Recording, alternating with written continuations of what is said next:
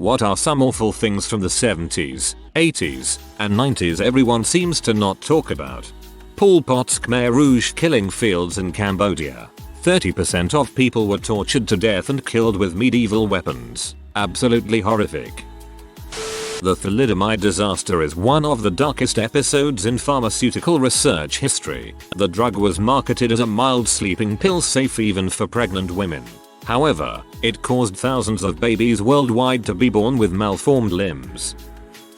The motherfucking phone company. There was one phone company, AT&T, for the whole goddamned country. Calling the next city was long distance. Calling the next state or another country was also a really big deal. It was totally common to spend hours at home waiting for an important phone call, since there were no mobile phones at decent prices until the 1990s. Often, when you called, you'd get a busy signal, so if an important call might come, nobody was allowed to use the phone. When MCI broke into the long distance market, it started the revolution that led to the relative nirvana we live in today, as far as phones are concerned. The phone companies are doing their best to turn it back into a monopoly. We must never go back. I lived in Japan, still do, and Japan was even worse. You actually had to purchase the right to a telephone, like a deed, which was like $700. You couldn't sell it back to the phone company, but you could sell it to someone else, so they could get a phone.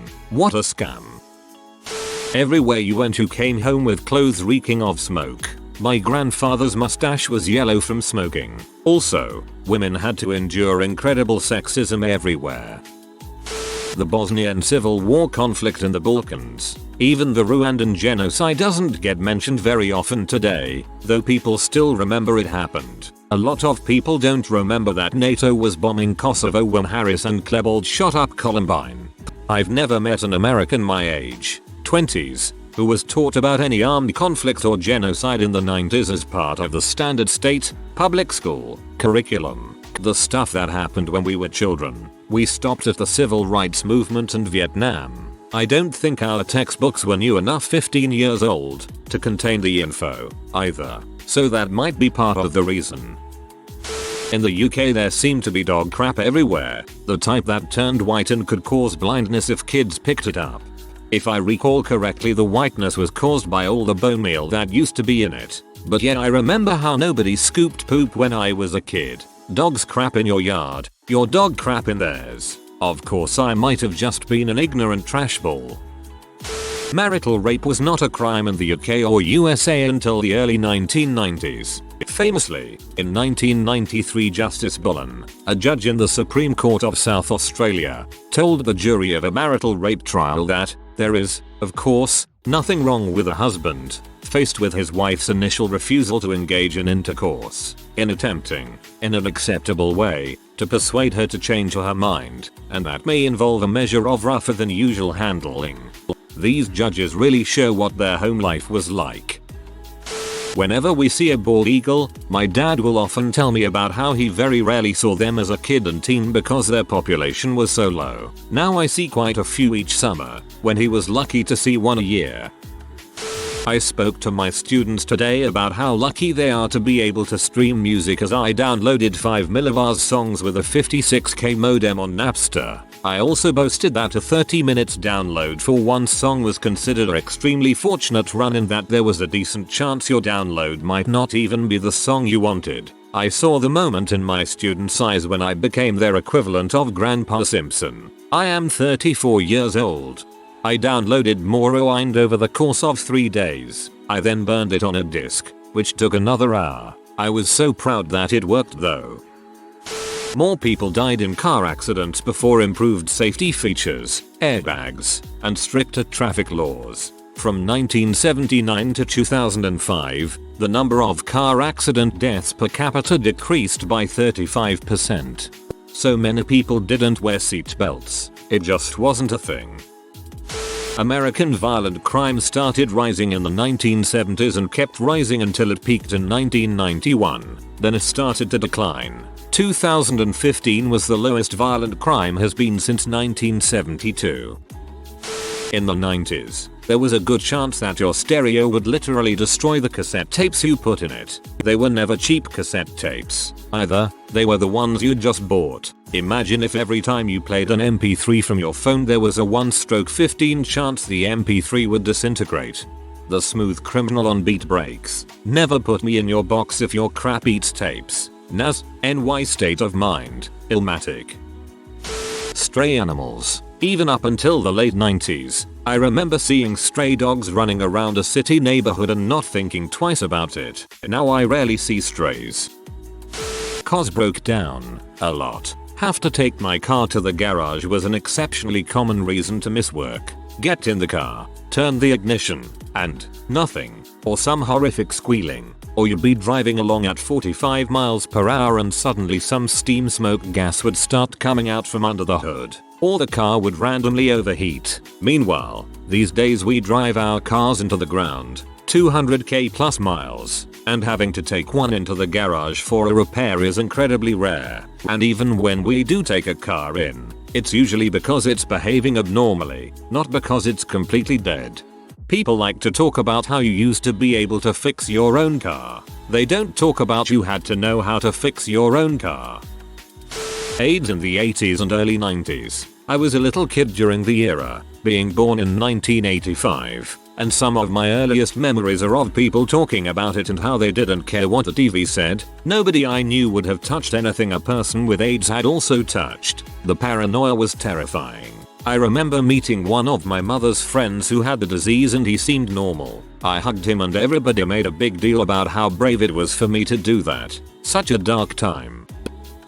The Rwandan massacre, where during that period, about 12% of the total population of Rwanda was murdered, and the world, on the whole, never even realized what was going on in that country. Plus if we're including the 70s, the Cambodian genocide by the Khmer Rouge is still rather unknown in the US. 25% of the population, dead, and yet Pol Pot lived until 1998.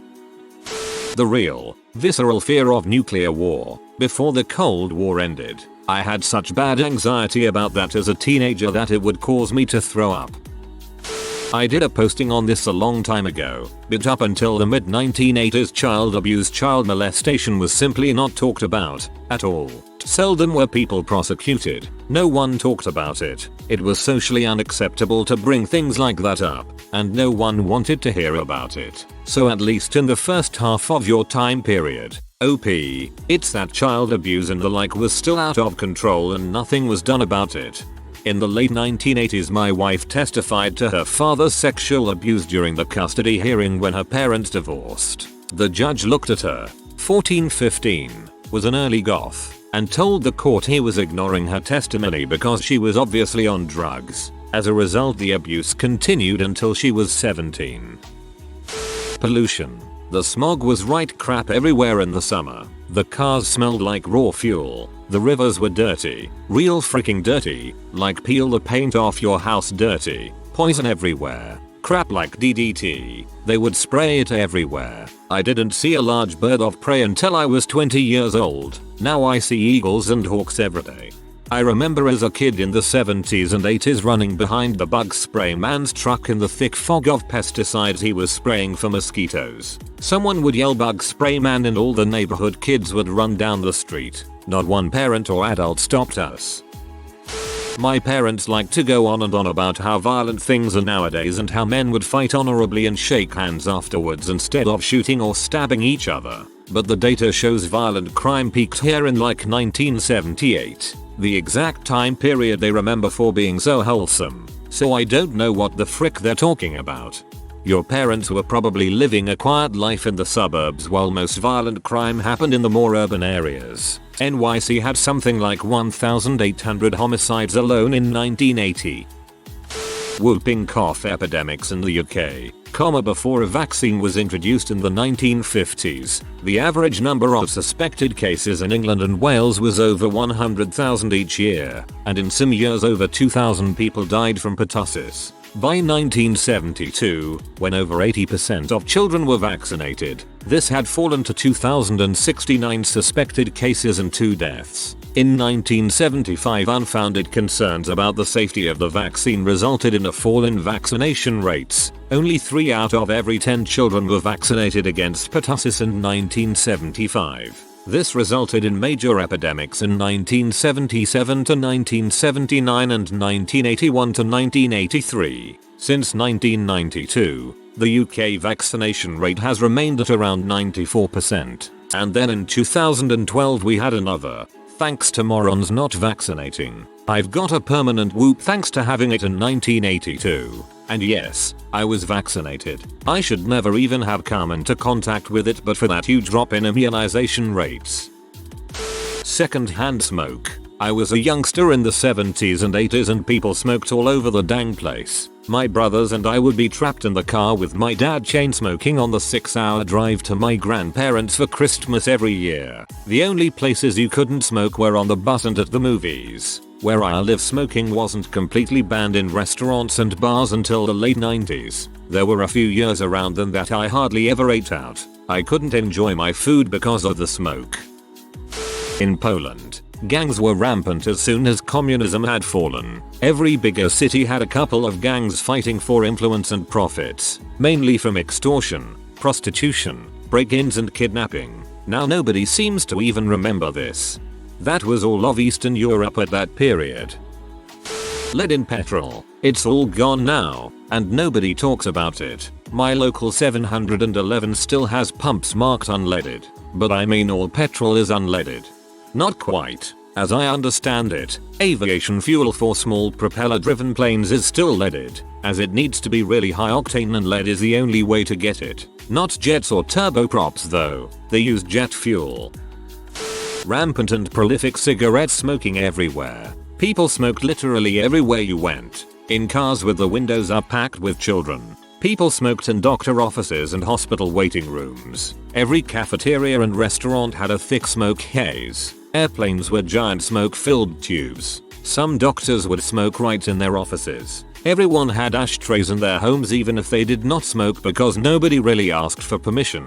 People just lit up wherever they were. I used to smoke while working as a cook in the kitchen, and so did everyone else. It started tapering off in the late 1980s and by the mid 1990s most places disallowed smoking. I remember what it was like to realize that the acrid stench of cigarette smoke was no longer a part of everyday living, and that it had a rather nice and refreshing aroma. It made me really hate cigarettes. The violence in the 70s and 80s was unreal. We weren't worried about getting shot in school. Our worry was getting stabbed or beaten to death. You couldn't walk down the street without watching your back, because people would kill you for your clothes. Things have calmed down so much that it's almost like living in a different country. America is so much more peaceful now, yet everyone acts like we are all mass murderers waiting for our chance to snap. Things used to be much worse. A big one for me is the availability of music. Back in my day, frick me, I'm actually using that phrase unironically for the first time, you had to go to the record store and actually know what was good before you bought it, or take a risk. It took like an hour and a half of your time to buy an album, and that's if you lived in an urban area. If you lived out in the cornfields you were basically fricked and had no access to popular music at all. Now, click your music app of choice and search. Takes 2 seconds and there's no risk if you don't like something. You just search again. It will even play similar music for you. It's kind of crazy to think about it.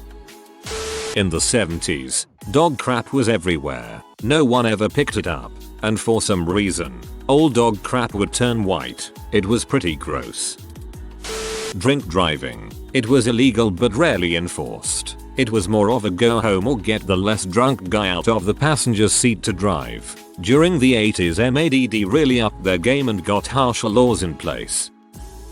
Fire safety, even for firemen. SCBA came out in the early 70s. 2 packs were kept on the back of each truck, but it could be 6 months before they would see use. The career firefighters would scoff at any rookie who used SCBA, so they weren't required by all departments until the mid-2000s. Even PPE regulations weren't nationalized until 2006. At that point, Chicago FD still used 3-stroke 4 boots, rubber jackets and rubber hats. Watch Emergency sometime. The pilot episode was about California licensing firefighters as paramedics. Prior to that, where there was a known need for medical intervention in the field, the ambulance would swing by the hospital and pick up a nurse.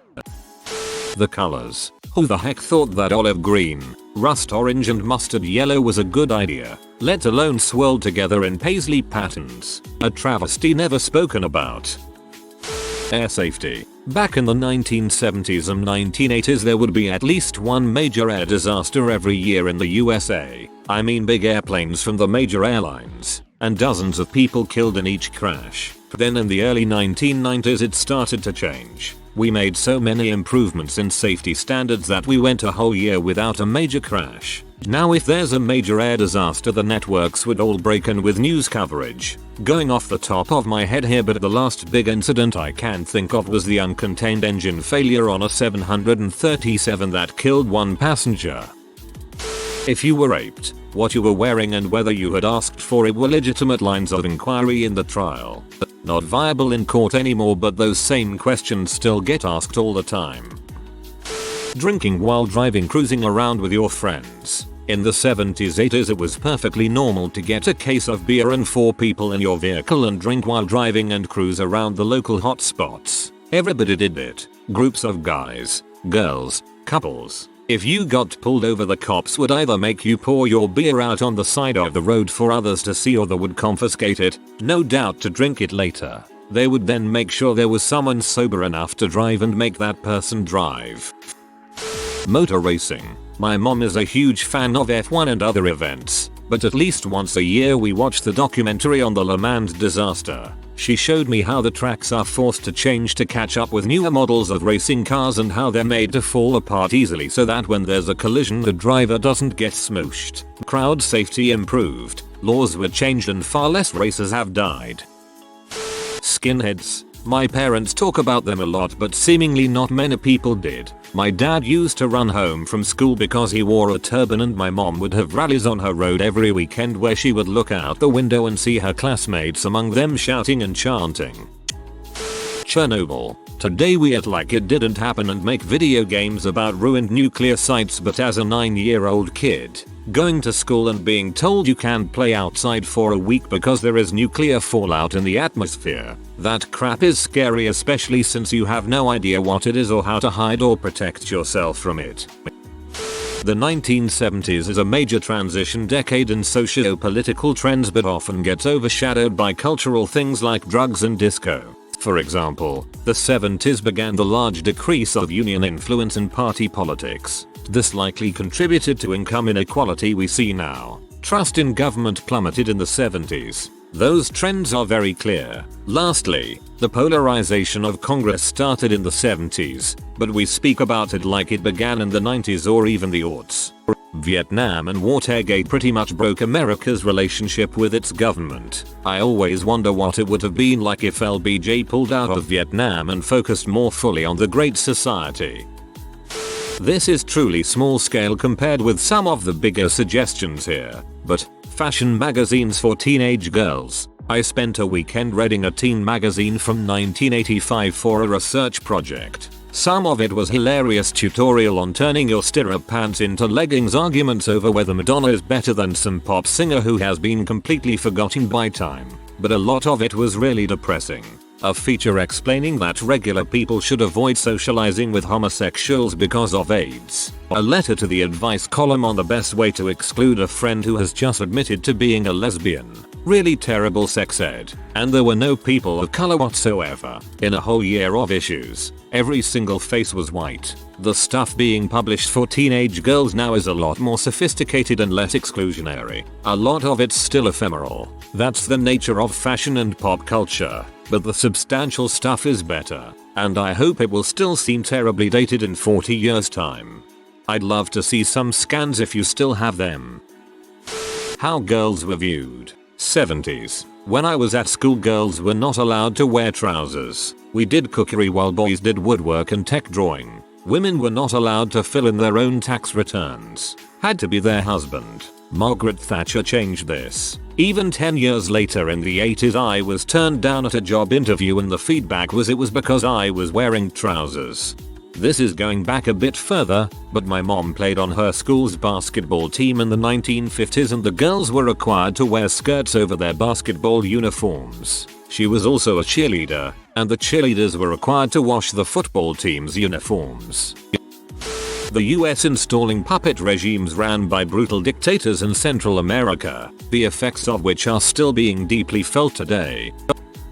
Beyond the horrible stuff like child abuse, the smell of cigarettes permeating everything.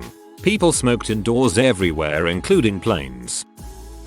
The lack of safety in everything. There's a pic of me as a baby in a playpen right next to an outlet. I played football and concussed players were brought back on the field. Even one teammate who did not know where he was.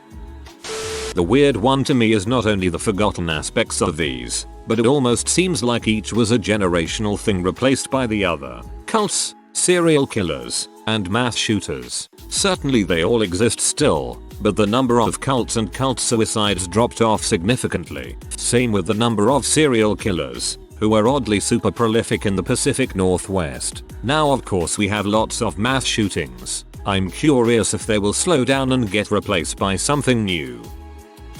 Terrorism was at an all-time high in the 1990s, despite all the scaremongering of news saying how bad things are in the past few years. IRA was some real scary stuff. I had not really given it much thought at the time. I was recently mocked and downvoted for saying it was common for me to be told that because I was sexually abused, I would go on to abuse any kids. I did not think to temper my statement with time. I was born in '68 and am 50 now. I think it really is unfathomable for younger people to understand how pathologically different the attitudes were towards child molestation back then. I have 2 scars on my arms. One from my stepfather burning me with a cigarette as we were going down the escalator at Mars Brothers department stores, and the other a vaccine that left a round scar on your arm. I think that ended in 1970 or so, because folks younger than me don't have them. I hid under desks to prepare for nuclear war. A dear family friend had a backseat full of beer cans, always. I remember sitting at my mother's business, staring at the bathroom doors. There was all this talk that if the Equal Rights Amendment passed, men and women would have to share bathrooms. It puzzled me as we did it at home and had no problems. I remember the hijackings, the mother's arm blocking a child in a car. Heck, I fell out of a car once. I've sat sweating in a car waiting for gas. I have friends from school that would have died at the thought of coming out. Living their fabulous gay lives in the open. I was told by a man he wouldn't hire me because about the time he had me trained, I'd run off and get married and never work again. All I do know is that my kid is growing up much safer, much less fearful and far less judged than she would have back then. No, stuff still isn't right, but it's a lot less wrong than it used to be. If you are new to the channel, you can subscribe. I publish new videos every day. Until then, check another video.